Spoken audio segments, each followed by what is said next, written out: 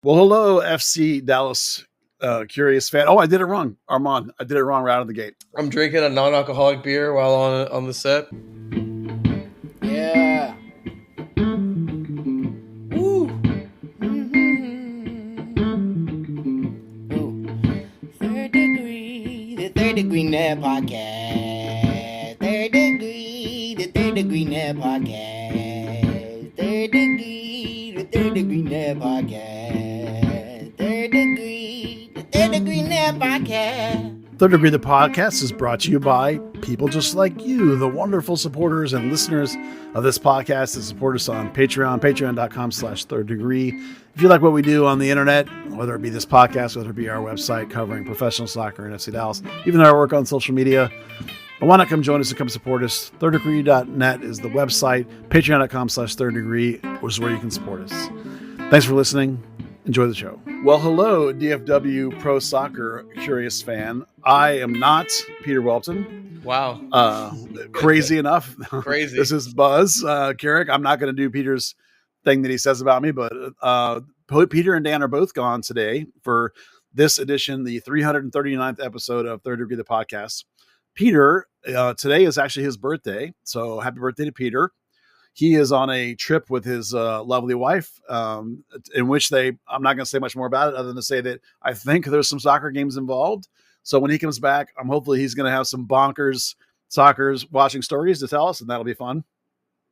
Dan Crooke, our lovable Englishman, is visiting with family, I believe in Arkansas, of all places, probably his wife's family, to celebrate the holidays. So he is not here either. And so instead, I have gone to the bullpen to bring in the lefty, our awesome off the bench stat guy, cap guy, alumnus of Third Degree, all around fantastic dude, our friend Arman Kafai. Arman, welcome to the podcast. So do I have to do the Peter thing where he goes, the original soccer influencer, your hero, my hero, everyone's hero, Buzz Carrick? Is that? Well, thank you. I haven't memorized. It's just crazy. I didn't realize. Yeah. I was like, how did he do it? And it just came off the tongue. Like, it's just very natural. So, well, I should say welcome back to the podcast. You have obviously been here many times before. Thank you for filling in. This is a particularly delightful episode to bring you in because we're going to talk some cap and we're going to talk roster moves, and I think that's right in your wheelhouse. But I've been told that before we can start, we have to ask you about the Tanner Tessman jersey story, about particularly the unboxing. Oh man, I gotta go get it. Well, it's in the closet right now. You can get an image of it later. Maybe we'll make that the thumbnail on the podcast. Yeah, I sent it to the Discord. There's a website called like Matchworn Shirts, and I won it on it, and it smells absolutely horrendous. I almost vomited when I first smelled it. We only played 15 minutes in that game because they had someone sent off, so he was sacrificed in the result. They drew that game 0-0, but I really wanted a Tanner Tessman jersey. Honestly, he's been one of my favorite players to watch, because, Buzz, we've both been around the team forever, right? Like, for people who don't know, I was covering the team in 2016, 2017, back when that academy was peaking at that time with Paxton, Tanner, Reggie. You can go down the list. And just to get, Tanner and his jersey, and also like the way he's been playing, for a national team, I love it. And the website's cool. The jerseys just smell horrendous because they're literally they don't wash them. Yeah, they don't wash them. They like do something to get rid of the DNA on them, I guess. But like they smell terrible. And even the I got a game issued Hellas Verona one. It wasn't game worn. Even that one smelled bad, and I was like, damn, they just threw it in the kit bag or something. It smells. It smells very awful, possible, but like it's sick. I'm gonna figure out a way to frame it, put it somewhere in this glorious apartment. But I absolutely love it. I was trying to get the US one. No, that's not happening, Chief. Those are running for like $600-700. Well, I will never understand Arman, and you'll remember that Tanner's senior year, he was emerged as a dominant force, and he went to the DA playoffs and was MVP of the playoffs. Just a phenomenal player, and FC Dallas was going to let him go to college. Yep. It boggles my mind they were going to let him go to Clemson. And then, thankfully for him, there was an injury among the players that play his same position on the first team. And so they needed a body for spring training. And they're like, well, Tanner, come on in. Yep. And he was so good that they were like, okay, you're having a homegrown deal. I don't know how you come out of his academy days and not already have a home run deal on the table. I don't understand it. I never will understand it. I think he's one of the. Is this a weird thing to say? I think it's very like an underrated story from the FC Dallas Academy because like this guy is gonna be like up. I mean, there's a very real chance that he's a starter for a national team going into World Cup in 2026. I think he's been that impressive in the midfield. I mean, he's so calm on the ball. He's lanky. He's like, in my opinion, you know that question that everyone asks is, what happens when your best athletes play soccer? Like, you know? Yeah. I think he's one of the examples of that. Yeah. The great story about him going to Clemson football camp and kicking like 50-yard field goals, 55-yard field goals, left-footed. He's not even a lefty. And the coach was really impressed. And, of course, that was Sweeney's his godfather. But they were like, oh, can now do it right-footed. And he would turn around and was doing like 60, 65. Just like the guy is ridiculous. But anyway, let's not get too caught up in the Turner Testament love fest. So, Arman, cap guy, you're the man to ask this question. Just how screwed is FC Dallas in cap terms for 2026? Not screwed at all. Not screwed at all. Let people know. They actually have plenty of room. So I've compiled a sheet, and it's going to be available on my blog, Football Analytic Musings. I think I'm going to release it actually in conjunction with this episode. So hopefully sometime tomorrow it'll be out. But in there, we have a little estimate, and I shared it with Buzz, about the amount of cap space that FC Dallas has. And I know there's a big deal, especially from what I've seen, about the Ibiaga, about taking the Ibiaga contract and putting it, I guess, applying it, extending it, whatever, exercising it. I can't think of the right word right there.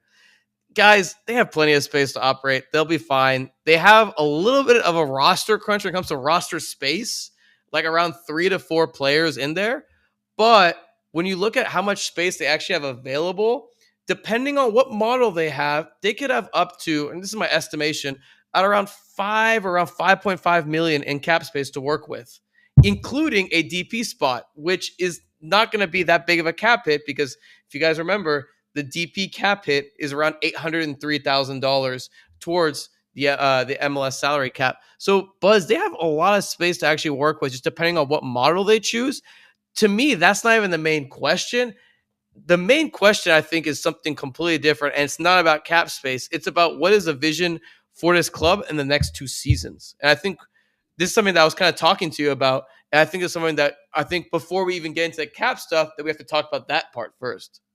Okay, so what is that then? What is this structure you're talking about? This 2-year maybe? And I'm going to guess that we talk a lot about these 3-4 year coach cycles. This is year 2 for Quill, so years 2 and 3 are coming up. I assuming that's kind of where you're going with that. I'm going a little bit different. This is a very unique environment that we're in, Buzz. What's going to happen in 2027, 2028? The schedule change. That thing is massive. Schedule change, World Cup bounce, maybe a new TV deal in the works. Yeah, exactly. There's a lot of things that are happening that are going to they're going to just shake up MLS, right? Like this is a massive move to change the schedule. And there's just going to be a lot of kind of decisions to make. Is FC Dallas going to be going all the way in this 2026 season, or will they do something to where they're more in line, ready to compete in 2027, 2028? This is, I think, the idea that they have to have because it all tracks back to one player. And what player am I talking about, Buzz? Is Petar Musa. Petar Musa is, I mean, we've talked about it. I've talked about it on Blue Sky. I know you guys have talked about it on the pod. You could make an argument for Petar Musa for the MVP race. Now, would he win MVP in your argument? No, but you could make an argument that he should be in the MVP race because without him, where's FC Dallas? I don't know, Buzz. I do not know where he is without terrible at the bottom. Yeah, like there could be like wooden spoon, but with how the saga of Petar Musa has gone, where they've had 2 kind of years of him, now he's getting national team call-ups. Now he's getting more attention. I know. It seems like he's happy here in Dallas. I've actually, hilariously enough, seen him around like Mavericks games. Like no one recognizes him, but he's just walking around with his wife at Maverick games on a Saturday. It's really cool to see. I'm like, oh, it's Petar Musa. That's awesome. Awesome to see him like embracing Dallas sports. But Buzz, let me ask you this. If you're going to sell him in the summer, where do you go from there? Because then you're building a team for a guy that's going to be gone in the summer, right? Like you can try all you want to keep the guy, but we know he has goals and aspirations. I know he has a young family as well too. If he says, I'm going to go back to Europe in the summer, how do you build a team around Petar Musa knowing that he's going to be gone, right? Like, that's the thing that worries me about this. Think of Cucho Hernandez. They only had 2 or 3 years of him in Columbus before they sold him to Betis. One of the fun things about Musa was when he first got here is he would post Instagram photos of himself like in line behind somebody wearing a Musa jersey. Having a laugh. I remember that. I remember that.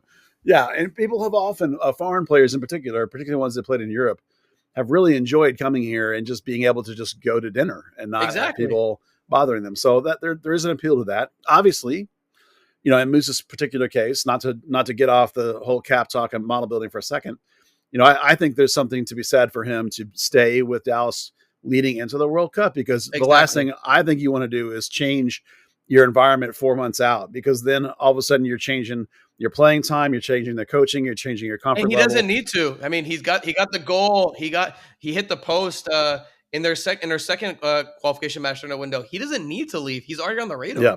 Too much risk for him to leave right now relative to making the World Cup. Now, after the World Cup, totally different question. And that's what we'll come to at the time when we have to have that discussion, because it will be a thing, particularly if he gets some games and has a good run, then for sure you'll have to worry. But, you know, at the same time, FC Dallas in particular, but also MLS in general, selling league, this club's selling club, you know, you have to have plans in place. And we talk about that a lot. It's like, is there a plan? Well, there better be a plan, because you're a selling club. There better be something in place. All right. So in the context of this cap number that you've said that we think that you think they have, I agree, around 5.5. I won't get that specific, but that's in the ballpark of where I kind of thought it might be. But that doesn't include the idea of this model that you mentioned, which is the 2 designated players and the 4 U22 initiatives. So is that $2 million they would get from that, Arman, included in your 5.5? It is. That's correct. So it is included in there. If they go 3+3, and by the way, guys, this is also including the money that they're going to get, I think, in the Jesus Ferreira deal. They're getting around $500K in 2026. That's included in this calculation as well.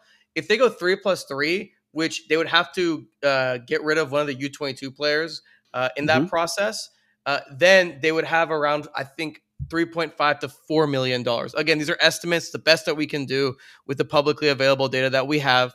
So it would be a little bit less, and then that $2 million would push it to that $5.5 billion that I mentioned if they do decide to go the 2+4 model, which it seems like that is the preferred way to go about it for a lot of clubs within MLS. I mean, if you look at, I know Miami, if we look at the teams left in the playoffs, I know Miami is on 3+3, but you know, Vancouver's on 2+4 right now. San Diego, who's playing as we're recording right now, is on 2+4. Minnesota is also on 2+4 as well too. So there is no like proper way to build a roster, I'd probably say. But if I was a betting man, I would bet on Dallas to go the 2+4 route, just because it spreads that money all throughout the roster. And also, Dallas isn't a team that is, they spend money, right? But it's not going to be a team that's going to spend big money on 3 designated players, right? Yeah, the Dallas likes to have a bunch of players right below or right at or right tiny bit above the TAM line. You know, we joked, maybe it was when Reto Ziegler was here, as when the last time we sort of had this conversation, was like at one point Dallas had 7 DP players. Well, that's the idea of these funny money, this TAM and this scam, where you buy guys down. That gets so far into the weeds of how roster capping works. What you need to understand is Dallas is a club where they don't want to pay Messi $50 million. They want to play like 10 guys right at the cap line. But in the context of that, that's why we think they like the 2-4 better. Also, the U22 guys are more sellable. You know, you put a little money up front, there's not a big cap hit, and you can sell them on for more theoretically. That's why they like that idea. That leans into the way they build teams. And on top of that, you know, they've sold Lucho Acosta and got back most of what they paid to get him. But in the meantime, plenty of room to operate and plenty of room to get things done, as you mentioned. One of the things I want to do, Arman, is I would like to talk about the moves that FC Dallas made in the last week and a half, whenever it was that they finally put out the roster moves. I want to talk about each of them that was let go. If you don't have a strong opinion about them, you can just say whatever. But if you have, I'd like to talk a little bit about how they might impact the cap or the roster as we go forward. And some of them are pretty straightforward, and some of them are much more complicated. Right. So Yeah. let's start with what we know about the one free agent they have, Jacob Jackson, who is obviously the third goalkeeper.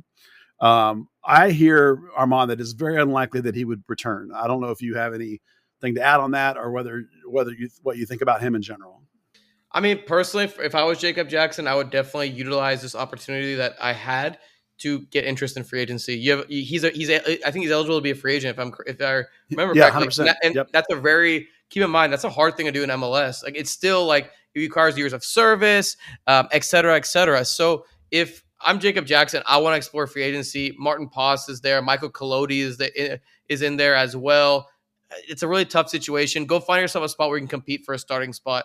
If I'm Jacob Jackson, I would not want to return either.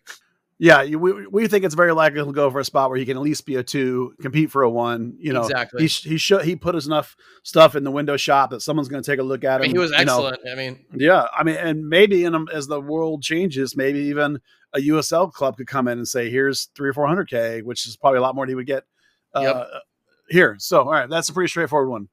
All right, let's do the declines first, because a lot of those are pretty cut and dried. Herbert Indele. I mean, recover from the ACL. No real opinion on that. Just a guy that kind of ran out of time and opportunity here, and the injury is going to kill him. Here's the big one, Sebastian Lletget. Not surprised by that move. I mean, he kind of teetered off towards the end of his tenure, and he was on a really big cap hit. I will say, with the amount of money they have, and they do have roster spots, I was a little surprised that they didn't kind of come back and say, hey, we'll give you like a Paul Arriola kind of type deal, where Arriola was offered less money to come back on like a more of a guaranteed deal towards the end, maybe like for 1 or 2 years. Because I don't think Lletget would want an insane amount, and I don't think he would command that much in in free agency or whatever mechanism he goes through. But at the current hit that he has, I also would have declined it as well. Yeah, age, number, the option would have been a certain thing. Obviously, once you decline, then he's free, and I imagine he believes that there'll be some opportunities for him, places that he would more likely to be.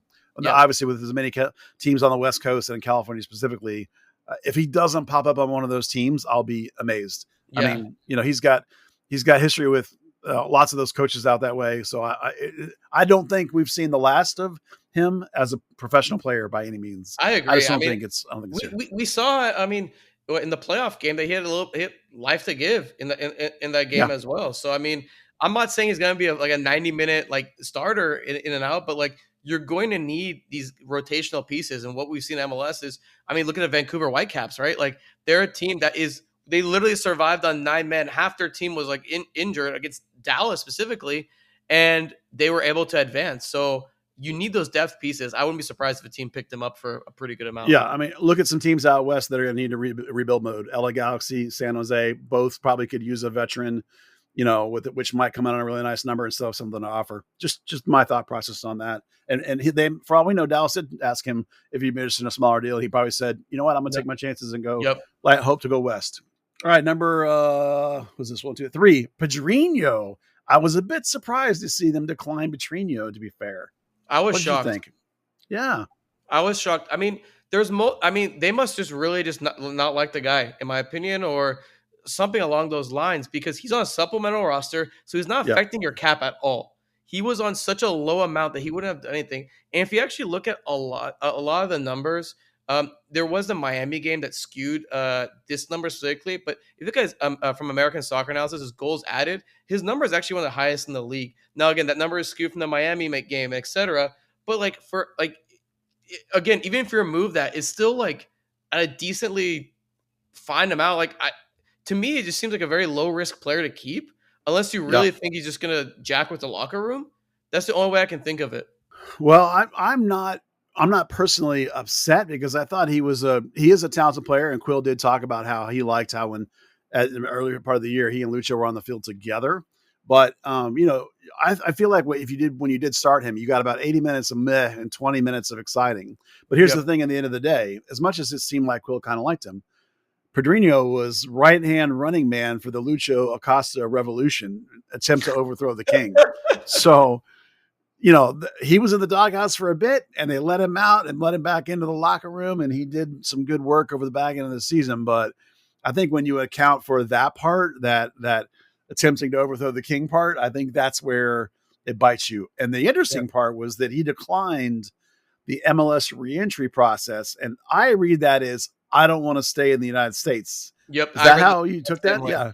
Yeah. Exact Same thing. way. Yeah. All right. Fascinating. This one also caught me a little bit by surprise. Diego Pepe. Now, before you answer him on, a lot of people may not remember that Diego Pepe was signed as a homegrown and was loaned to Texoma, which was the new USL 1 team. That was an interesting attempt at a homegrown coming through, not North Texas, but something different.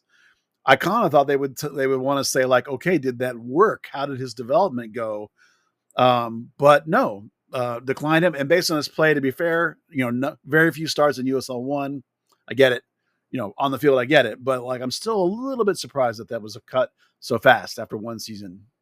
I want to jump too far ahead, but I was surprised by a lot of the academy moves.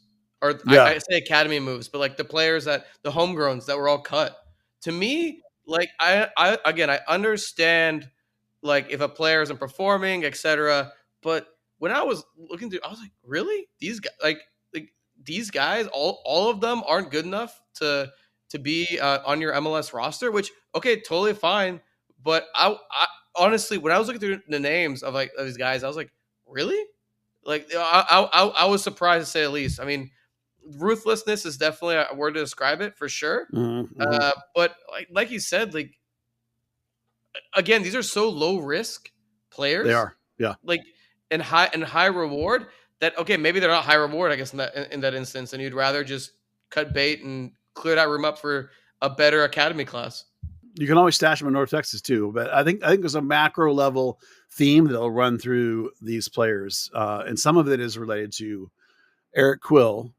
You may know him well enough to know this, Arman, that he is very much a guy who thinks after a bit, like he will firmly have decided that guy can help me, that guy can't help me, or he will never be able to help me.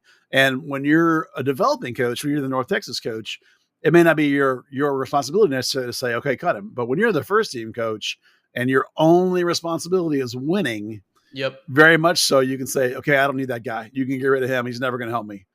And that never for Eric Quill is, maybe just one more season or maybe even half a season if it goes wrong.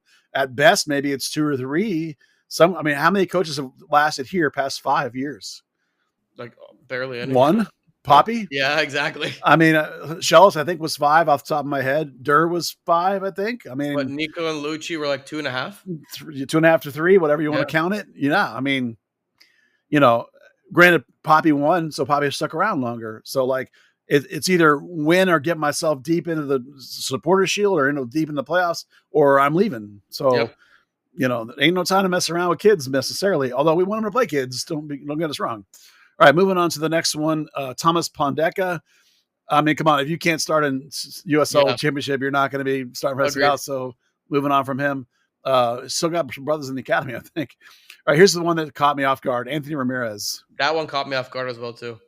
I was some of these moves when it comes to a salary cap perspective, I just want to just take a step back from a cap perspective. None of those moves that you've mentioned outside of legit are actually impacting the cap. Homegrowns are zero impact on the cap. Yeah. Yep. Yeah. The thing with Ramirez is that he was on an interesting homegrown deal. He had one of those 1+1+1s. He was always on sort of a short leash with the homegrown deal. Admittedly, perhaps a player I think the kid is really talented. He's had boatload of Mexico Youth International call-ups, perhaps better suited for a league that's not quite the track meet that MLS is. I think Anthony Ramirez is a player that you're going to see catch on in the pro game, whether it's in USL or whether it's in Mexico or something like that. I think he's not done, I don't think. But again, I've talked a lot about Eric Quill as both a combination of extraordinary athlete, multiple sports star, and a really quality player, skilled enough to be chased by Ajax when he was in high school. So, he does care about pace, power, athleticism. I mean, he talks about it all. He talked about it all the time in the offseason. Yep. Every time you heard him, he was talking about he wanted to play with athleticism and get forward, etc. And then that's when I guess a lot of us were caught off guard when the style of play, how it started off to begin with. And then we saw it in the second half of the season with that athleticism, with that pace of play, etc. So, I mean, you took the words out of my mouth right there, Buzz. Yeah, Quill went through a lot of trying to figure out how to play with the pile of players that he was given this year. All right, next one. This one I kind of was hoping that they would keep Carl Sante, although I didn't want to keep him for the first team. I wanted to keep him for North Texas because I thought he would have been a great guy going into your new venue to sort of build your team around as your captain, your solid six in the middle. Once they didn't keep Aaron Essel, I thought, Carl Sante, bring him back, put him right in the middle. Admittedly, Carl Sante is at least a USLC level player. Probably Phoenix probably wants to keep him. I imagine there's a good money on the table for him. So it's the right thing to do to let him go. But I would have been okay with keeping him around. I would have too. I feel like he was kind of done dirty a little bit as well with the whole transition to center back thing, not back to a six. And the whole thing was just kind of just not good for the kids. I'd say for his career. Yeah, the best chance for him to make it to MLS would be as a center back. I think his touch is just a tiny bit too loose for central midfield in MLS. That's why he'll never, I don't think, get to the MLS level. All right, here's the big shocker, Tark Scott. Again, this is another move that just surprised me. I don't again, the reason why I'm surprised by his move, guys, and Buzz, is because, again, these are such low risk moves that it's like you must be like really excited about the academy crop coming through to just clear all this out. That's what it's saying to me, at least personally, because again, these supplemental roster players, yes, while you have a limit on how much you can have, etc., they're not going to be like, you can, again, if they have room, you can move up to the current roster and make room for these supplemental guys. So again, I was surprised by it, Buzz, again, because I actually like Tarek Scott, and I actually thought he was pretty good in the small appearances that we saw him play for the first team. Yeah, this is a player that was the best attacking player out of the academy since Ricardo Pepi. This is the player that's the combination of pace, power, athleticism that I think Quill likes. So I'm really surprised. Obviously, the double ACL MCL tear right out of the academy was killer. Just stole a year from him. The first year back, he looked pretty good, actually. This year, obviously, took a step back in pure production terms. I don't know where his head was. He probably felt like Sam Sarver had come in and passed him, perhaps. Some things like that. But for whatever reason, they're not choosing to keep Tark Scott. And I think for me, this is the one of the names so far that's the biggest bummer, because I really think he was the best attacker product they have. And I'm looking at my academy list right now, and I don't know how far down I got to go to find another 9 kind of player that can actually contribute and maybe get to the MLS level. I mean, granted, when you're looking at a team that has a $12 million, maybe even a $20 million when the day is done, when they sell him, and Petter Musa, he ain't going to get in at the 9. And you got Logan Farrington. He ain't going to get in front of Logan Farrington either. But, in my model, they still need a third 9, a reserve striker. So, I don't see anybody on the horizon from North Texas SC that's going to fill those shoes by any means, or the academy. So, bit of a mystery for me, but obviously I think you're on the same page with that. And the last one is the one that makes me the saddest of the cuts, and that's Alejandro Urzua.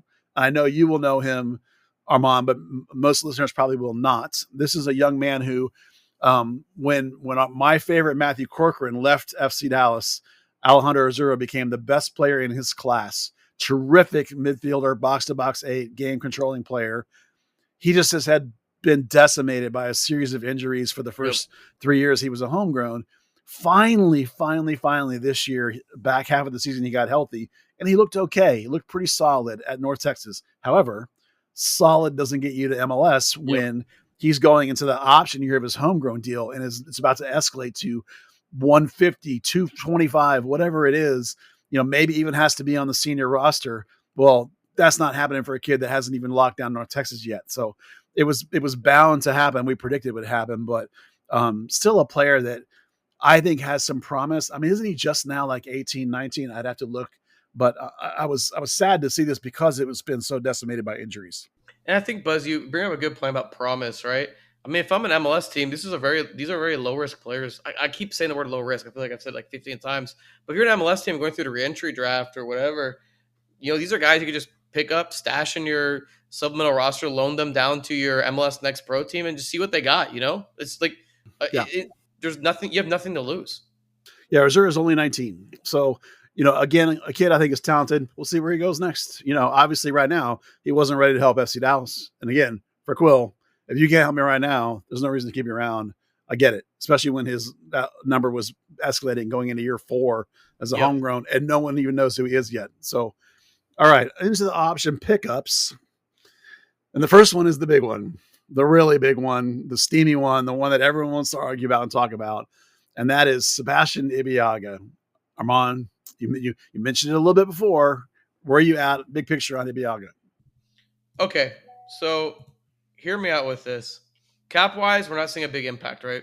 Like that's something we kind of talked about. Well, he's right on the max salary line, right? You have to actually pay to buy him down.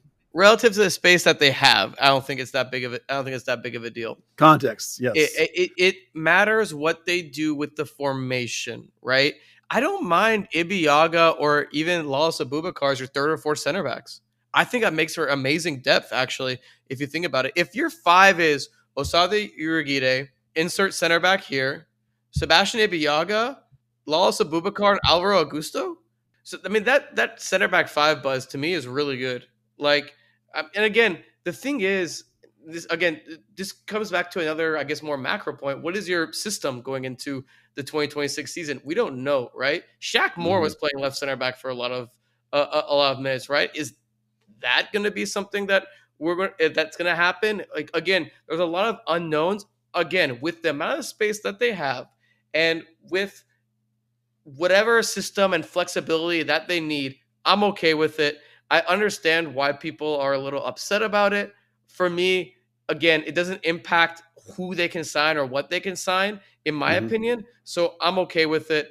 That's just me personally, because we just don't know what the team's plan is, which I don't know if it's a good or bad thing. It seems like a bad thing that I just said that. So here's my thing on Ibeagha.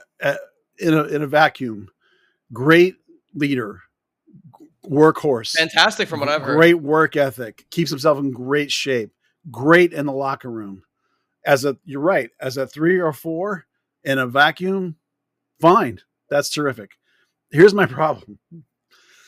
Somewhere a few years ago, someone at FC Dallas watched Ibeagha play an MLS Cup and thought, we're going to take away their best center back. But here's the thing. In his entire career, Sebastian Ibeagha was a backup or a USL player. Prior to coming to FC Dallas, he had 1 season with 18 starts, all the way back in 2018. Way back when. And before that, only USL. Since that 1 season of 18 starts, 11 starts, 2 starts, 8 starts, 3 starts, 12 starts. That is not a starter in MLS. That is a career backup. Because LAFC has players get hurt, he plays an MLS Cup. Somebody at FC Dallas loses their cookies and goes and way overpays for a dude for 3 years, now going into year 4, starting him all the time. So credit to him that every coach that had him here would pick him to start. But you're talking about picking him to start among 3 players, or maybe even 2 or 1, because there isn't anybody else. You're also talking about a team that in 2023, when he first got here, put up some pretty good defensive numbers. But 2024 and 2025 are 2 of the 4 worst, or maybe it's 5 worst goals against seasons in club history. 55 and 56 goals the last 2 seasons, with Ibe as the primary number 1 starter. Well, number 2 this year. So bad, not good enough. So bringing him back to me on that number, which is a starter salary, regardless of how much cap room you have, it's a starter salary you're paying him. Bringing him back to me is a bad idea, in part because we saw towards the end when they were winning games, who else can play center back? Nolan Norris can play center back. Shaq Moore can play center back. Hey, by the way, what's the second position for Giovanni Jesus? Center back. Yep. All of a sudden, I don't need a 3rd and a 4th Lawless Abubakar, Ibeagha center back. I got 3 center backs right there, only one of which is probably going to start.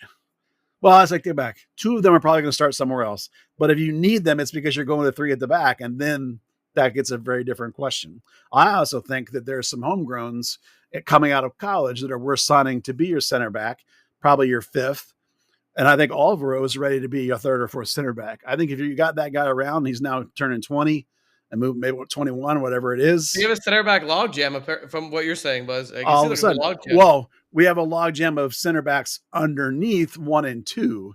Yep. Therefore, for me, like if Ibiaga is only going to make like 5 or 6 starts, cross your fingers, you might as well give those 5 or 6 starts to Nolan, Alvaro, whatever. So that's so my complaints about Ibiaga only have to do with salary management, roster management, and the crap that they've done in those 2 categories for the last 7 years.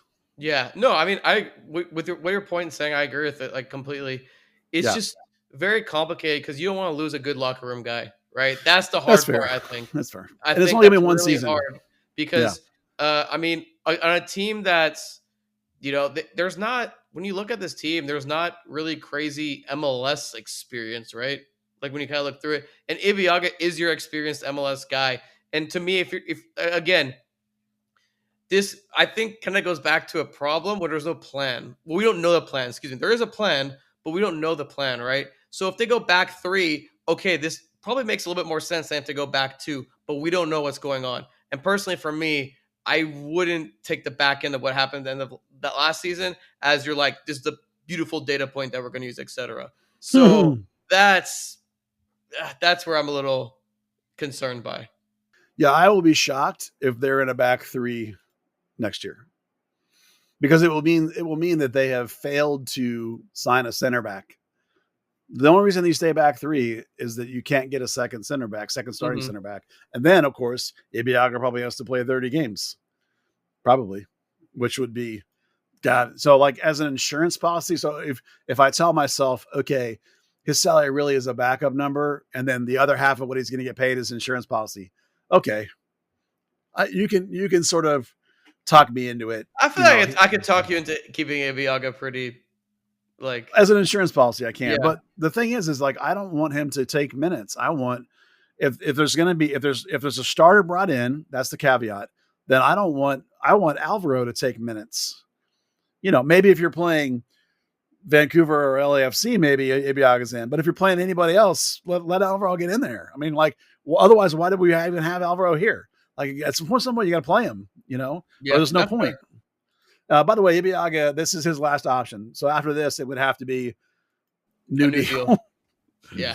And he'll be 34 in January, Arman. 34. That's wow. Okay. Next one up. That was the controversial one. Next one up is actually, you know what? Slightly controversial as well. Anderson Julio. I thought this was worse. Dude, I'm the opposite. I think I like Anderson Julio. I think picking him up's a great idea. I personally don't think you need Anderson Julio in this mix. I think he's kind of what Peter and we were kind of talking about at the beginning of last season. I don't want to victory lap it, but like we saw exactly what happened. He's never been a career starter. And you're paying him a TAM salary. Again, you can afford all these things, so it's not going to impact your ability to make moves. But I do feel like there is kind of, I wouldn't say like a log jam, but like, again, Buzz, I've said this like 4 times, so like I apologize. But again, it depends on what system you use. Because if you go to this back 3, which I know you said that you don't think they're going to do it, I personally wouldn't do it. I personally wouldn't. He doesn't fit. Fit. But if you go to the back 4, he does fit. Though that's why he's a sign that they're not going to back 3 again. They'll be going. You think, or is it more just flexibility? No, he's a sign. Well, it is throw a bunch of players in a pile. But do you remember that Anderson Julio was the most important player, most impactful player? That's what we used to say of the first half of the season. Before his injury, he was MVP. We said he was the most impactful player on the team. Of course, they weren't winning, so that's here nor there. Also, he's 100% a Quill style player. Power, pace, verticality. Athlete. He's a winger that fits the Quill way, the way he wants to play. Here's the big thing for me. What if you're pretty positive you can't keep Petter Musa after next summer? What if you're pretty positive that Farrington's is going to be your 9 in the back half of the season? Then there's not such a logjam at wing, and all of a sudden maybe it's pretty cool to keep Anderson Julio around. I'm just saying. If you're planning that's fair. That's fair. Multiple year model. That part's fair because I don't think they'll keep Petter Musa past the summer. So that's totally fair. And again, none of these, you will have Don Dietzen, Lucius, and Anderson Julio with Logan Farrington. Farrington. Yeah. Is that your front three? Maybe there's a Sarver in the mix. Maybe there's a Bernie in the mix. Bernie again, quill player, like pace, power directness, right? And it's Solly. We saw him in the playoff. Yeah, huge. 99 for the rescue. I couldn't believe he got in that playoff game. I'll be honest with you, man. Yeah. When he came in, I was like, "Oh my god, this is over!" Like, the game's over. Yeah, that was a give up sub. Yeah, that was a human. Like, what's the opposite of a victory cigar? It's the opposite of that. It's the white towel and Rocky. Throw it in the white towel. Throw in the white towel. And it's white towel Solly. Yeah, new nickname, white towel. That's fantastic. Yeah, unbelievable. So, these, as you said, 2-year thought process, right? The World Cup interrupting, things are going to change. Can you keep Petter Musa? I mean, not to be doom and gloom, but this is the reality that we live in here with FC Dallas, right? Well, that's what makes the 2 years of Musa so disappointing, because you knew this day is going to come.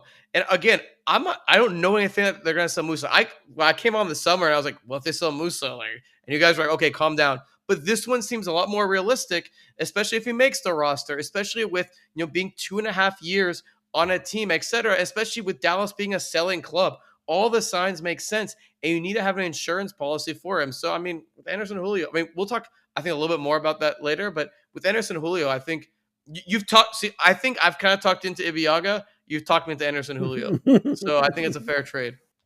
The next one we don't need any talking into. Yeah, all right. The last one of the pickup is Nolan Norris. Oh, how dare they pick up a great player? Well, I know. How dare they? This is the player that gives me the happiest soccer brain smiles, because this is one of the players that when he was 13 years old and I saw him playing for the FC Dallas U14 team. And a lot of times when I watch and scout kids of that young of age, I don't really try and analyze them. I just watch. And in that first game that I watched him play, like 6 times in the game, and the way my brain kind of works is like not on the top level, but subconsciously I'll be thinking about as the ball moves around, okay, the ball's going to go up the side, then we're going to go in, and the ball would come to him and he would do something that my brain wasn't ready for. And so like 6 times in that first game, my brain went, what? And I'm watching a 13-year-old kid play and like he just lit my synapses on fire. And so since then, I've been tracking him. I was a little worried that he wasn't going to be athletic enough to get all the way to MLS, but I'm super excited that he has. And you can see that his soccer brain and his quality passing look how good he looked in that last game. And there have been German teams after him. That's why they signed him in the first place. And that's why even like this winter, there were German teams sniffing around. The kid's got people after him, so, for all we understand, from what we hear, people we talk to, he's a big part of the plan. So obviously moving forward, it's a no-brainer that they picked him up, even if it's just to sell him and it's something like a year. But I think he's going to be obviously I think he goes into that next spring on paper. He's listed first. He's the first guy to get a chance at left back. Torquato will be there as well. And I think we'll see what happens based on the system, perhaps based on how he's playing, based on how Torquato's playing. So we'll see. But so you're with me on Nolan Norris being the auto pickup. I have an injury, not an idea, but like for me, when I look at the U22 spots, I always think that an MLS team should keep one spot just for their academy player, just to kind of show a pathway to say, hey, you can be in this spot and we're not going to touch it unless it's going to be you. And those are the players that actually we've seen a lot of success from for the U22 initiative. I mean, if you look through the list of FC Dallas U22s, they're really just hit, miss, to be honest with you. But mostly with those homegrown guys, we know what you're getting, right? From not only from on the field, but off the field. If Nolan has a really big year this upcoming year, if I was a technical director and his 2026 goes well, I would offer him a U22 deal going into the 2027, 2028 year. You can do that. If it's your second contract, you can do that with those players. And that, again, brings FC Dallas back to this whole, like, hey, our academy, like, we value this heavily. But you can't do it right now just because he hasn't really proven. I think he's a great player from what I've heard and what I've seen from when I worked at the club. Everyone loved his soccer brain. It was just, where can you fit him on the field was the big situation. Even back when Nico Estevez was coach, where do you fit this guy on the field? How do we get him on there? It seems like we finally have found that. But again, he has to prove it across the season, right? Not just across 1 or 2 games. So that's where I would wait. But if that happens, that natural path occurs, I think it's a big success for the club. I enjoy watching Nolan Norris play. That last game against Vancouver is outstanding. And I agree with you Yeah. 100%. You should have the first shot. And how exciting is it that your left back competition potentially is 2 homegrowns in Josh Torquato and Nolan Norris? And not to spoil it for everybody, but there's a line of like 3 or 4 amazing left backs behind them in the academy. I don't know what FC Dallas did, because left backs are hard to find, but there's a truckload of them coming, which is compared to right back. There's not. Right back is only 1 or 2, but left back is bizarre. It's crazy. We'll talk about that some other day. So Nolan has an option for 2027, so they can certainly keep him around as long as they want to. It's interesting that you point out the U22, like that idea of making a homegrown U22. That came about since Dallas brought through your Paxtons, your Jesus, your Brian Reynolds. That's a new idea, a new version of that rule. Maybe Nolan Norris will be the first homegrown that gets a shot at that. That's a really interesting point. I hadn't thought of that. So Arman, that's quite good. All right, that's it for the contract options and picks ups and free agents. Arman, I wrote a thing in the last week about what I think the path forward is for FC Dallas, the switch to the 4-2-3-1, which is a double pivot. We've talked for a million years about signing a center back since Reto Ziegler left. I think you go for a 10, get underneath in that hole. Do you buy my plan for FC Dallas, or do you like a different plan? I buy your plan to switch to the back 4 or whatever system Quill's comfortable with. If I was looking at the last few games, I know some people have mentioned that Dallas's points per game would be X. If you look at what the situations that Dallas played, it took a lot of fortune to get Dallas to where they were, right? Keep in mind, you drop a couple points here and there, they're not in the playoffs. They don't get those games against Vancouver. And one of those games was when Jacob Jackson stood on his head against St. Louis, right? 12 saves, yeah. A few of the other games were teams on short rest. Portland, when they came in after Leagues Cup playing in Austin against Club America, Austin, who was looking forward in their game against Minnesota in the Open Cup when Dallas played them in Dallas or Frisco. And also there was a third when Portland played Vancouver midweek in Vancouver, and then Dallas played Portland. They drew them 2-2. I'm not saying all those games would have turned against Dallas, or even the Galaxy in that game in Frisco where the Galaxy just came off Campeones Cup and Gabriel Peck wasn't playing, et cetera, et cetera. Now, obviously, we could say that the same things. Okay, well, if Logan Farrington doesn't get sent off in the Galaxy second game, right? But you had a lot of results go your way. So I personally wouldn't go the back 3. It worked. It did its job. It bought you time. Perfect. Now let's go to what you prefer, Eric Quill. But Buzz, I kind of alluded to this earlier. I would look forward to 2027, 2028, and I would be very cautious with your build. So what does that mean? I'm not saying tank in 2026. No, there's no incentive for MLS team to tank. You should go for playoffs no matter what. But I would take my time finding that 10, and I would wait till the summer window. You might say, why would you do that? That's a weird thing to do. Why would you want to wait till the summer window? Why is MLS even moving the schedule? Because the summer window post World Cup, it's way more active. It's way more active, and it has a lot more activity. You have a lot more variety to pick from. But again, it depends on what Petar Musa wants. If Petar Musa comes to you and says, hey, I see myself staying in Dallas for the long term. I love it here, etc. Even if you get a big offer, I want to stay here. I want to renegotiate. That's a different story. I don't feel like that's the case with Petar Musa. I feel like there's a potential chance he'll want to go back to Europe. Again, I don't know anything about him. I'm just assuming. If that's the case, it's going to be very hard to replace him, right? Why not get a guy why not wait till, that window, see what happens there, and then implement a guy? Because look, just tell Eric Quill, and you have to give Eric Quill this. Just say, you're going to be our coach in the 2027, 2028 season. These seasons are a mess. These seasons are a mess. You have a weird sprint season in 2027 to make 14 games or whatever. Who's going to remember that? Do you remember who won MLS is back? Nashville. Portland. See? Oh, Nashville. Remember, Nashville got eliminated with Dallas because they had too many COVID cases. Oh, was it? They played each other like Nashville on the brain, yeah. Yeah, but exactly. No one's going to remember that sprint season. So if you think Petar Musa is going to leave, okay, get that center back that you want to build that relationship with Osada Iragide, but hold those spots, see what you have available, and then go. And then, because when you got a guy this summer, it's not an instant hit, Buzz. Yeah, Chris Kappas was an instant hit, but Don Dietz and Lucius, who they spent $1 million on, he didn't do anything in the second half of the year. When you look at guys like Wasim Abu Ali in Columbus, right? He didn't do anything, and he was a DP for them as well. The impact players are Thomas Muller and Son, but those are the exception in MLS, not the norm.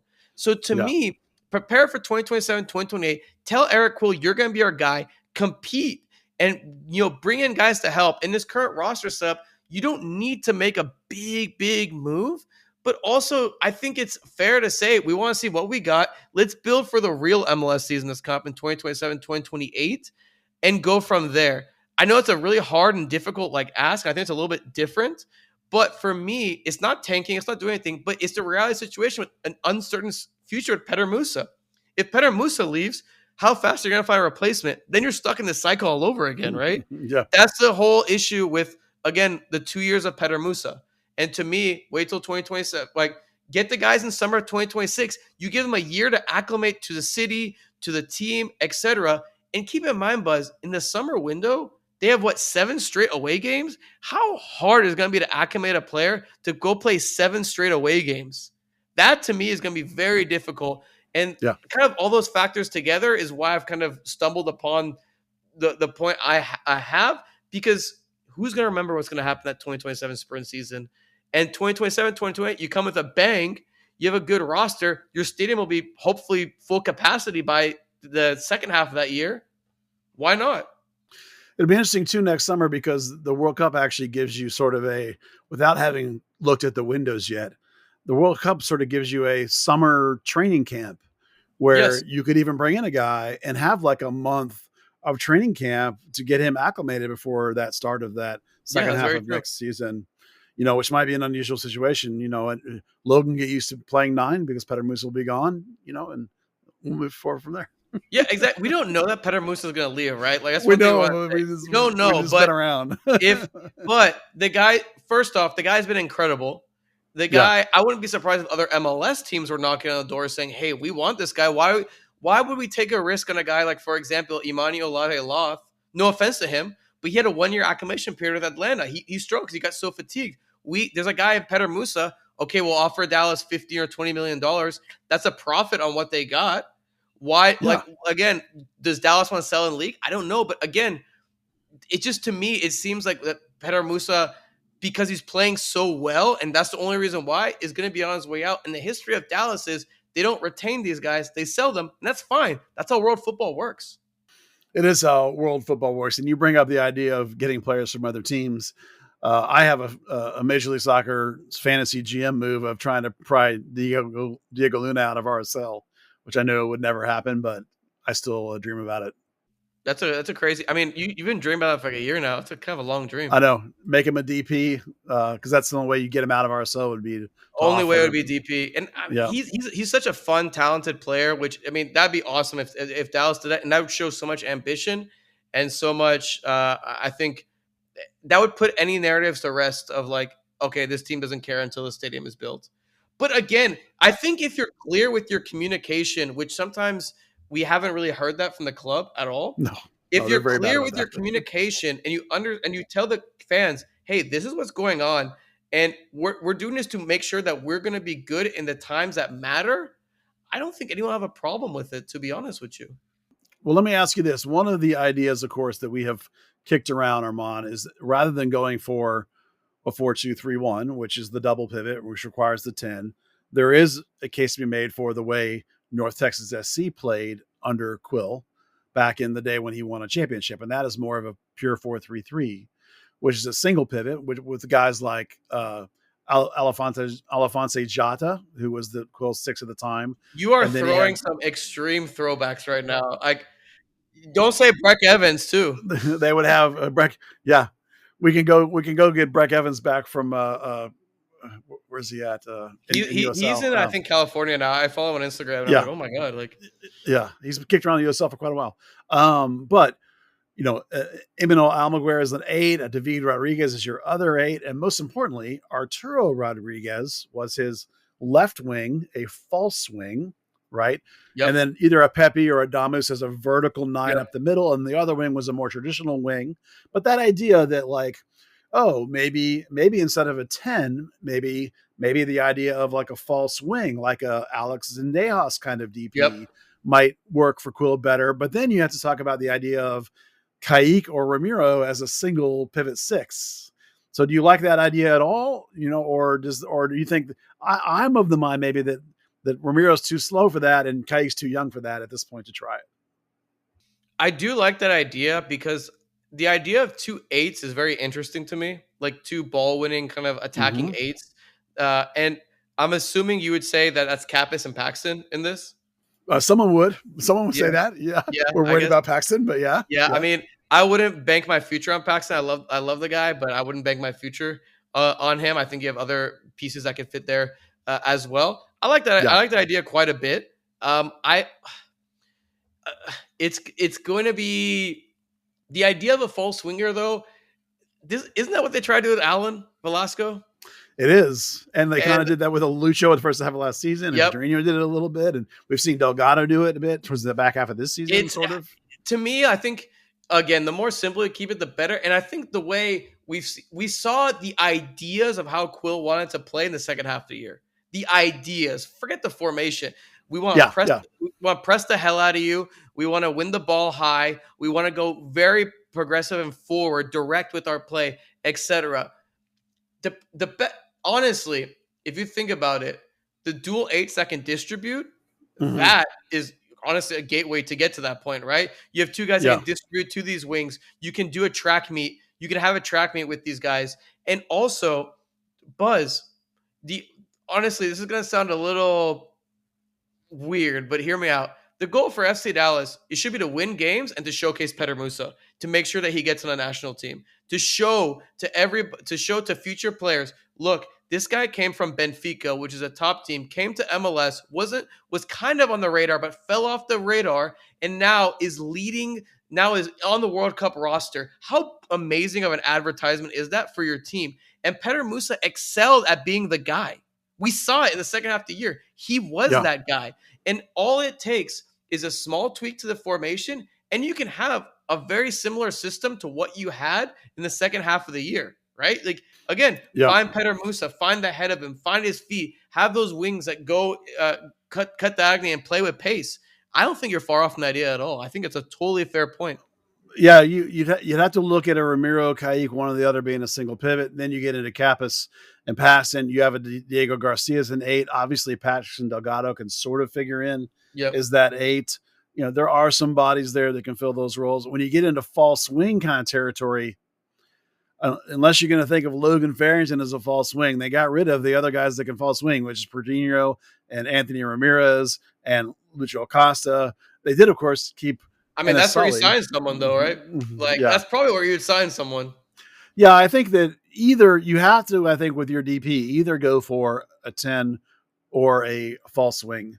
The center back does not need to be, in my opinion, be a DP. Because I think you can get a TAM center back, up to a Paxton-ish million if you need to, especially with the cap room that you have. I think you can get a really quality. I mean, keep in mind, look at where Irigide's salary is. His number is a TAM number because of his buy that you had to make to get him. So like the salary for a top end center back, doesn't have to be the same as Ibiaga's 750 or whatever he's getting. You can pay him exactly. And Ibiaga makes twice what Oz does is amazing to me. Exactly. And I think the whole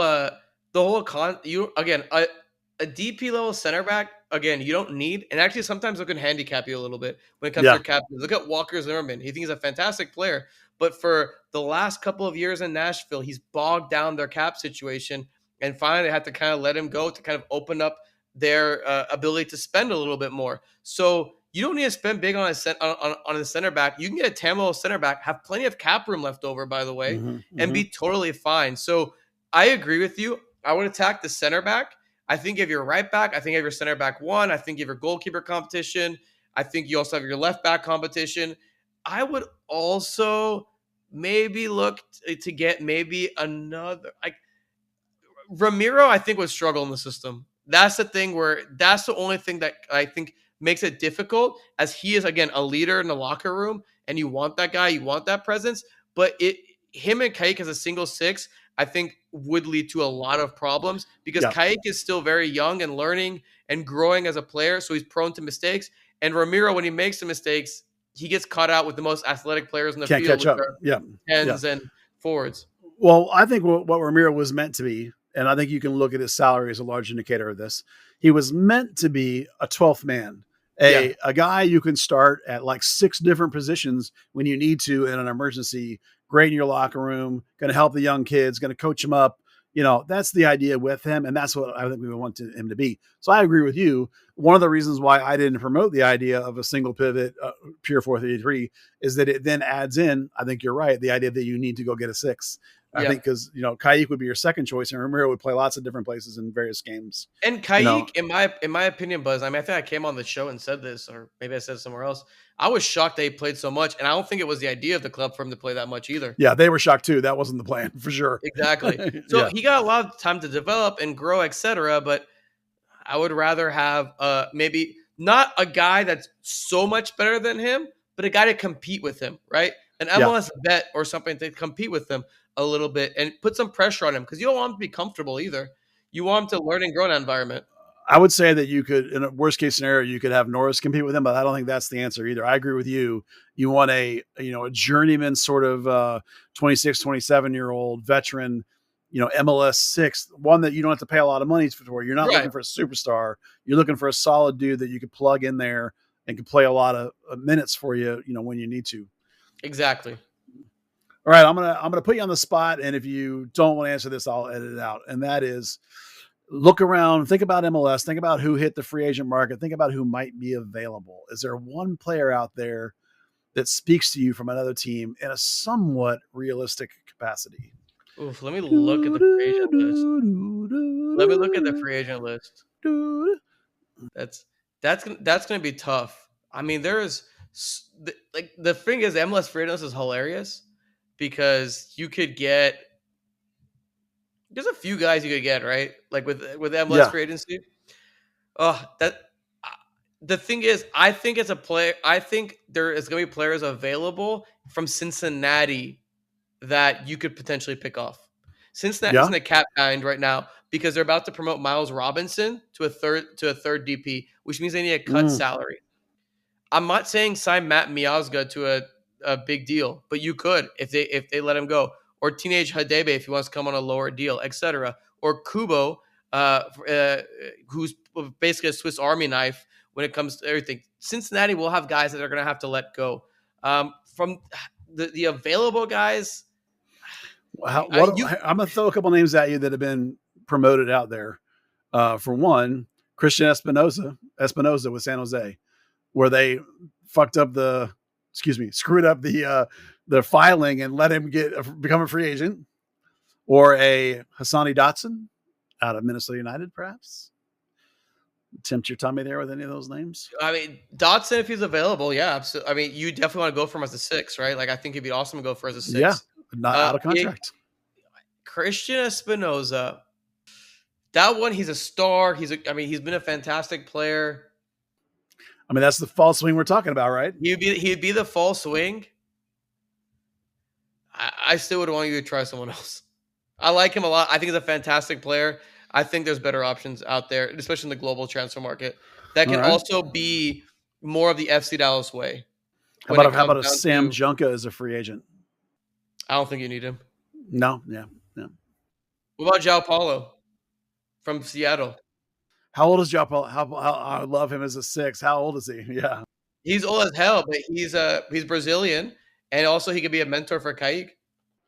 He actually is one of my favorite players over the last 6 or 7 years in MLS. He is, however, 34, but you might be able to talk me into that. He's fun, man. If you're going single pivot, I could buy it. Well, I got a 1 year deal. 1 year deal. 1 year deal. Yeah. 1 year. If we'll take it. Flip through the list real quick. Here's a weird one for you. He's not an option, but do you know anything about Kyrie Shelton with Kansas City? Kyrie Shelton was okay, man. Like he was. Do you know that he went to high school in Dallas? Yes, someone mentioned it to me at some point. I it's not a surprise when you said that. Someone mentioned me at some point. He kind of was a wingback at one point. Like they kind of threw all over the place. Yeah, you don't need him. He's not an option anyway. So it's just kind of brought it up because of the Dallas connection. Sort of fun to throw that around. It bothers me that they put all these names of people that are under option as on the free agent list, and it muddles up my scanning through here and makes it hard to find the players that I'm looking for. Okay, one last one I'll bring up, and I actually think it's probably a bad idea because he gets hurt all the time. But I really like Eric Williamson. I do too. Back in the day, with the seasons he's put together, healthy have been pretty good. But man, he just cannot keep it together in terms of then health. you'd have two center mids that have health problems.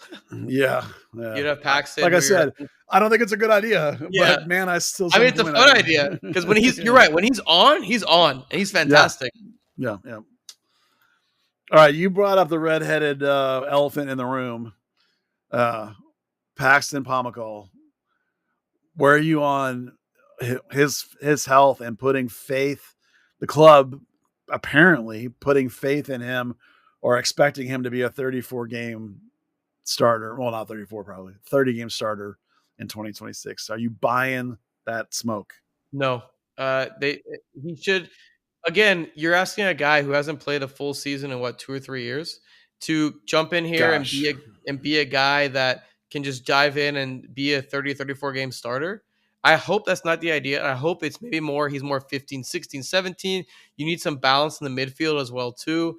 Again, this kind of, if you go the way that you were thinking, Buzz, with the formation, I think this also allows for more competition in that area as well too. Mm-hmm. Because as much as I think we all respect Paxton, his story, his comeback, etc., I do not. First off, the way that the club handled his comeback the first time was not great. Whoa. It was bad. Just to be really quite honest with you, it was pretty irresponsible from I think everyone at the club to put him in that situation. And again, it's not. I again would be, if I was Paxton, I'd be a little, do I trust these guys? Yeah. Kind of situation. Which again, it sounds like he does. So that's all fine. If again, you have to be very cautious of his situation. I know Paxton's 25 years old, but his body is definitely older. From like we understand. Mm-hmm. Look at a guy. I hate to make this comparison, but look at a guy like Anthony Davis for the Mavericks. Look at that guy. He's just been consistently injured, and people are like, "Oh, he's gonna be back or whatever." Just injuries happen to some guys consistently. It just sometimes that's how it is. If he's your guy for maybe 14, 15 game starter, you can mix him in. You have some competition in the middle. I'm totally cool with that. As a 30 or 34 game starter, I think it's very irresponsible to put pressure on him to be that guy too. Also, okay. So in his 9 seasons in MLS, how many 30+ start seasons? Don't look. Guess. I'm not looking. Off the top of your head. How many 30+ start seasons has Paxton had in 9 seasons? It's like 1 or 2. 1. Yep. How many 20+ start seasons has Paxton had in his 9 seasons in MLS? Like 2 or 3. 2. Yeah. He's had 1 20-game season and 1 30-game season. The idea of Paxton being the 30, 34 game starter was more the idea during the Luchi Gonzalez days, if anything, like way back when. Like, man, the whole back half of this season, people at the club have been telling me, no, that's the plan. He's going to be it's Paxton and Kappas in the middle. That's the combo. Look, famous last words. They could totally prove me wrong. Like this, they could come back. We can come back next year. They're in the playoffs still, and Paxton's playing 34 games. Yeah. It is irresponsible, in my opinion, to put pressure on a kid, or he's a grown man. Pressure on a man that has struggled with injuries to be at 30. You need a contingency plan there. I get that's your vision. I get that's your idea, but you need another guy in there just again to put pressure off of him, and let's see how it plays out, right? Versus, I think that's crazy, Buzz, that they're coming to you and saying, nope, that's the idea. I think that that's what's gonna that's what we hope is the dream scenario. I mean, isn't that everyone's dream scenario though? Yeah, but the odds that it can happen are so long. I mean, yeah, but you're right. Fair to him too, man. That's the thing that bothers me. I think the most. And we talk about that position, right? You Christian Kappas, obviously terrific signing, lovely addition, right? We can probably include Paxton Delgado in that conversation. Yep. Include him. He's really more of a 10. We finally have realized, but he's not really a string pulling 10. He's kind of like this weird hybrid thing. So maybe he could be that guy, right? Kayik's not an 8.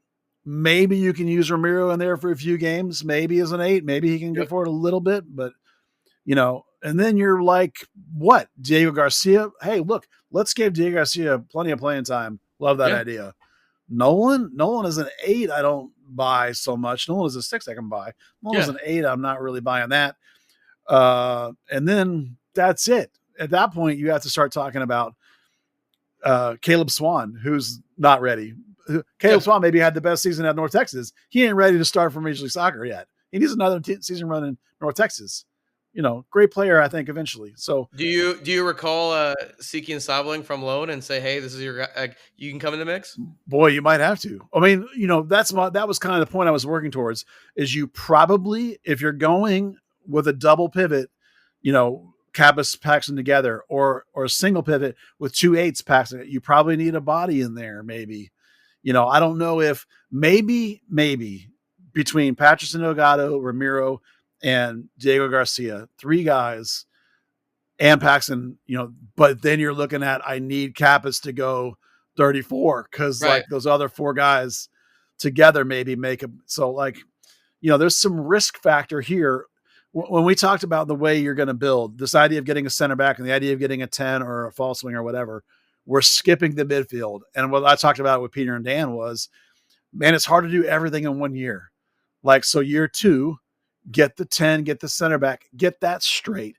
And then maybe we look at midfield the next time. Maybe Kayik's a year older. Maybe Paxton is healthy and we're all in love with that idea. Maybe Diego Garcia's come through. Maybe then, or maybe that's where you have to go out and get push it to summer or something like that. I think that's like either summer or 2027. I think that's totally fair to do that. Going back to your idea of like, don't do it all at once, step at a time, so just be piece by piece. And again, people, again, the 2026 MLS season is going to be such a bizarre year, not only for the club, but for MLS as a whole, with this whole transition, etc. Keep in mind that the season for Dallas is going to be even more bizarre because the weird, they're going to be one of the teams, not because of that their stadium is in use for the World Cup, but they're going to have that weird road trip at the start of the second half of the year. It's going to be brutal, straight off the World Cup. So it's going to be a really strange year for the club itself. You don't have to do everything all at once. Again, give your confidence in Eric Quill. Say, you're going to be our guy. Let's get ready for 2027, 2028. Don't outwardly say those things, but show it in your moves and also describe it to people as well. I mean, be fair and be honest. You're still going to compete. You're still going to do those things. It's just, the whole Paxton playing 30, 34 games thing, how can you say that with a straight face to like anybody, right? Like, I have a face of concern. Like if we could show us live, I'm just like, why would you want to put so much pressure on that guy that he's going to push himself to do that best, to do his best, to do those things? It just bothers me because it's a crazy bet to make. I would not make that bet personally. Would you? All right. No, I would not. Okay. I think you hinted, this is my last big question for you. I think you hinted at this earlier when you were talking about the model that best fits what FC Dallas is doing, the 2-4 model.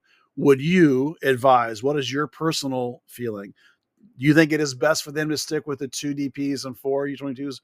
Or do you think with this cap room, they should go for a 3rd DP in 2026? They should stick with 2+4. I think we're starting to see a 2+4 work because what ends up happening is you spread that GAM across and you also have leftover allocation money as well too. And the key thing is, because remember, the money you get from the model, you cannot roll over. But what an MLS team will do is apply that money first, the one that they can't roll over, so then they have more money to roll over. People think there's going to be massive changes in 2027, 2028, the whole salary, the roster rules. I think there will be big changes. But I think GAM will still exist.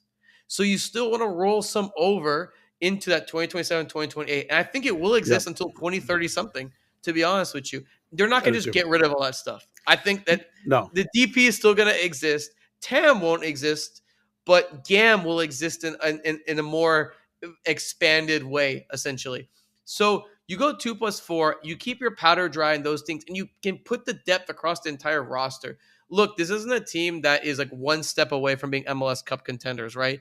They are multiple steps away from being MLS Cup contenders. Yes. So spread that across multiple bits of your roster. Use that. With the 5, I've in the sheet that it's gonna be posted. It says 5.9 million. Let's say it's all 5.9 million. It won't be. It'll be less. But let's say it all is.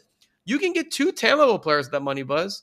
You can get 3 if you really want to push it, if you really want to figure it out.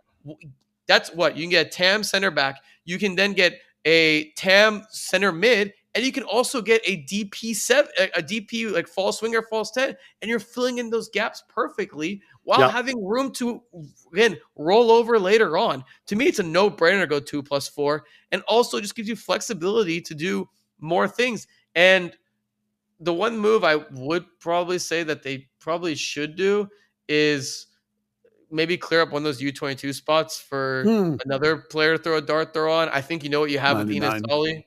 99. I 99. think, yeah. Giovanni Jesus, we don't know what this guy even has anymore, right? I mean, it's been 2 years, but at least he had something before it all happened. Right. You know, and in the worst case scenario, you can injury what him ever again, or use your second buyout on him. You know, if you use the first one on something else. I'm with you 100%. You have to get Enes Solly off the books. Has to happen. And look, it's not that he's impacting the cap or anything. Again, his salary hits only $150K. No. It's about the slot. It's about the slot. Yeah. Exactly. Use that slot. Use another dart throw for someone else, etc. And, you know, if Giovanni Jesus isn't that guy, you can kind of go to that Nolan Norris idea that we kind of spoke about earlier on. I mean, the rules are in flux right now, Buzz. We don't know what the hell is going to happen in the 2027-2028 season. But with what we have right now, the 2+4 model, to me, makes the most sense. Yep. The 3+3 makes sense for the Galaxy, LAFC, maybe even Seattle, some of those other teams, etc. Yeah. But Miami, exactly.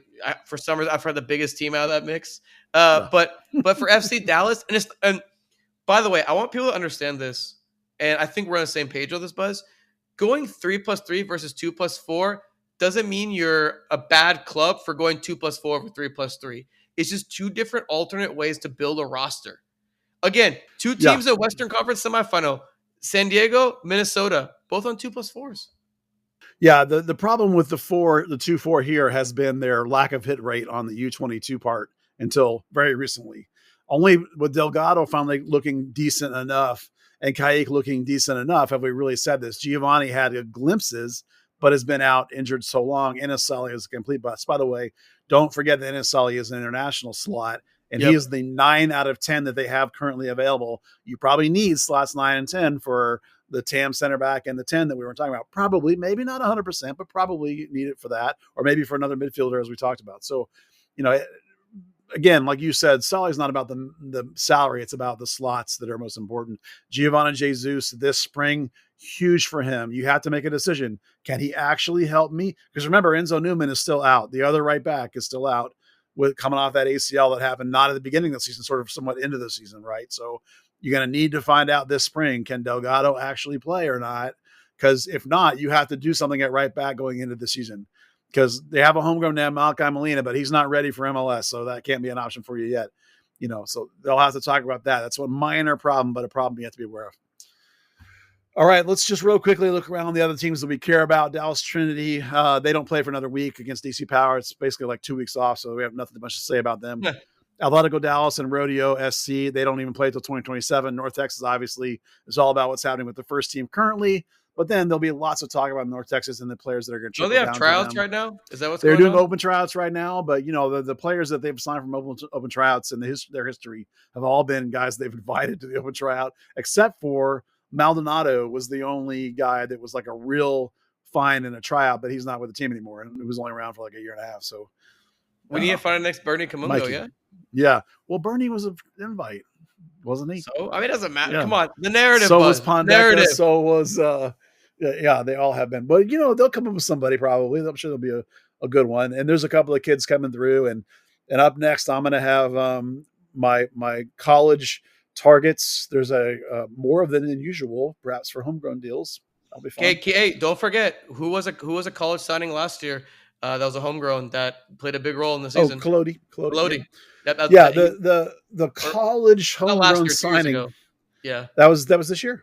Oh, 2 years ago. He was Texas for 1 year. Yeah. But the point is that the college homegrown signing is now effectively like a college draft pick was, 20 years ago, where that's a guy for maybe we're stashing for one season and then we expect him to have some level of impact. Yep. They get those 1+1+1 deals like Logan Farrington has and like Mo Cody has.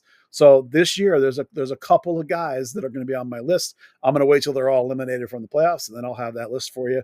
But one of the reasons why I think they actually need to make a little bit of room at the bottom of the roster is to fit in a couple of those guys. Of course, if they sign them, they'll be at North Texas. Then we'll talk about that if and when that all comes to fruition, as well. The draft will come up sometime in December and the re-entries and all that kind of garbage. And Peter and Dan will be back next week. But Arman, thank you for coming in and educating all the people on this amazing cap space that FC Dallas has.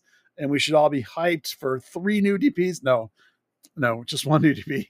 No, and I'll have something on my blog, I think, again, tomorrow, talking about FC Dallas, again, in conjunction with what we just spoke about. It'll be kind of the same idea. So, I mean, if you want to listen or read it twice, I guess, go ahead and do that.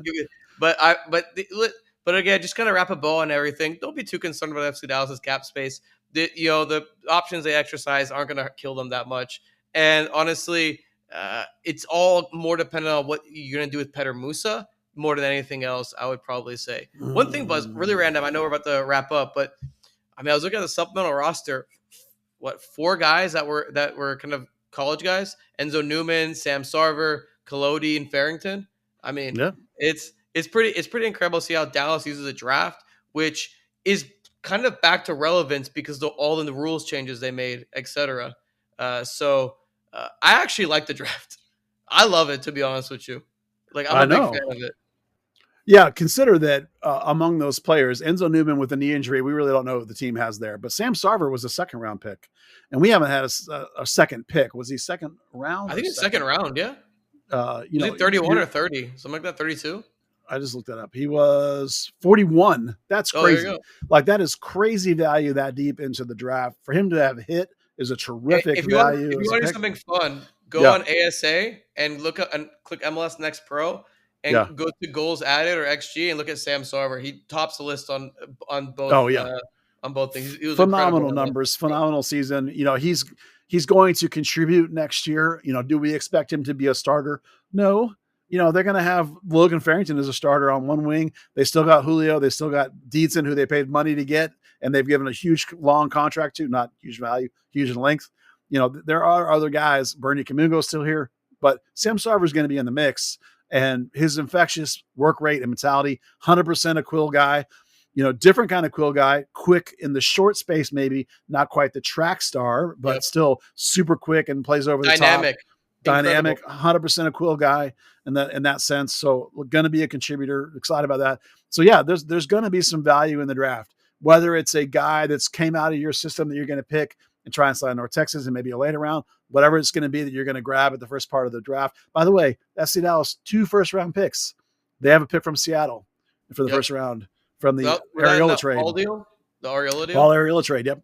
So 2 first-round picks. And first-round picks usually make the team. So that's going to be 2 guys probably on your supplemental roster guys, exactly. Yeah. And we know that FC Dallas prioritizes the draft. So, like, they do. That's something that they really, really care about. And, by the way, we haven't had a show since, or you guys haven't had a show since World Cup qualifying ended, right? So congratulations, Dietzen, yeah? Yeah. We haven't congratulated the guy. Yeah, Haiti got in. I was so happy when Haiti got in. For those who don't know, they haven't been able to play in their home country in years because of political unrest. You can read John Arnold's stuff all about them. It's incredible. They're an automatic qualifier, and he scored in that game, I'm pretty sure, or in one of the games in that qualifying run. So he scored the goal that got them in.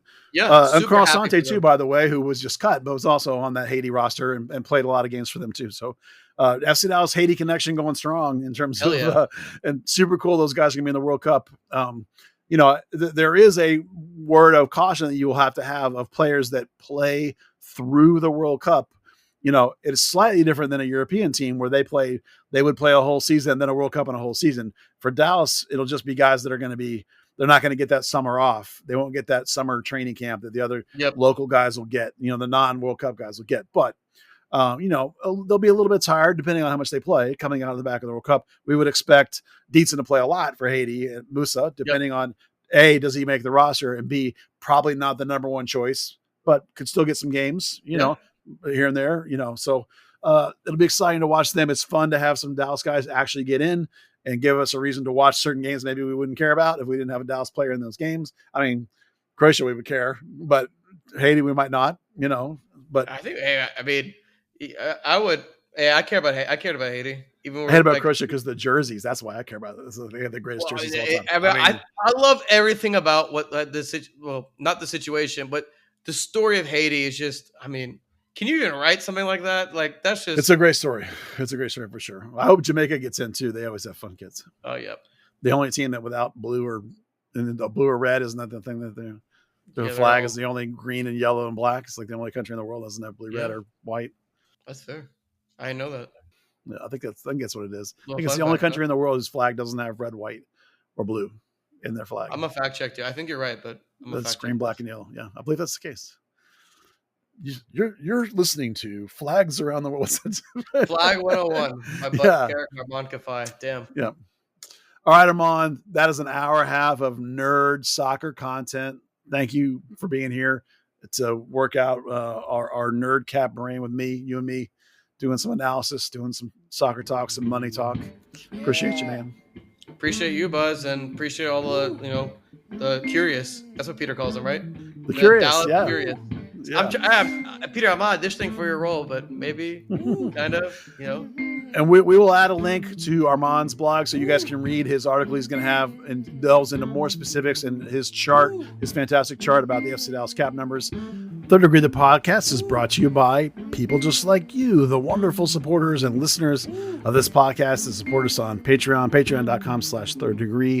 If you like what we do on the internet, whether it be this podcast, whether it be our website covering professional soccer and FC Dallas, even our work on social media, why not come join us and come support us? thirddegree.net is the website. Patreon.com/Third Degree is where you can support us.